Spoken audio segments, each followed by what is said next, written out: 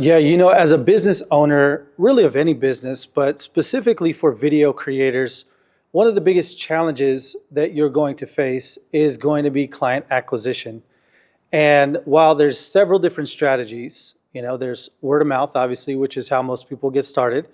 There's also paid ads, SEO, trying to show up in search rankings and Google ads and things like that.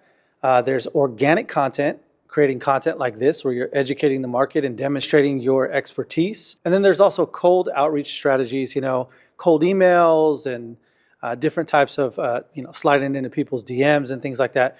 And I think that the big takeaway, at least from my experience, is that all of them work, right? And I think that there's an aspect where, in the beginning, don't try to get all of them to work because you'll probably get none of them to work.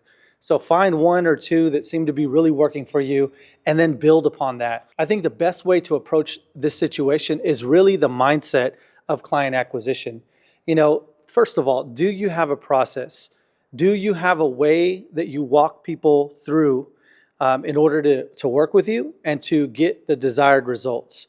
And do you have a way to be able to assure the people, your clients that you're reaching out to, that there's a process that you have if they decide to work with you? I think the mentality of actually learning how to have these conversations, learning how to make offers, learning how to listen and just get some feedback to what people are wanting, what they're needing, what problems that they have, and then learning how to position yourself as a solution to a specific and unique problem. I think that's the better strategy when we're talking about client acquisition, is first really just like whatever method you use, that's fine, use those methods. But I think the bigger idea is to learn how to walk people through a process. One of the biggest mistakes that I see, and I've done this for years, is not having a pricing sheet. I think a lot of videographers make the mistake of not having standardized pricing. And listen, I get it. There's some cases or some scenarios where, you need to charge a little bit more and the price isn't going to necessarily fit. And I understand that. And that's definitely okay to have that kind of leeway based upon the project.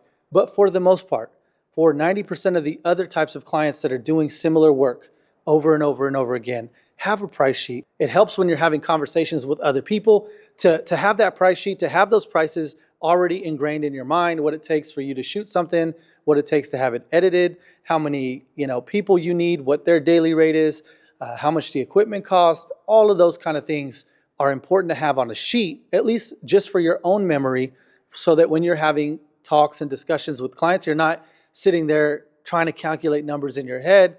It's really a bad look. It's not good for attracting new business.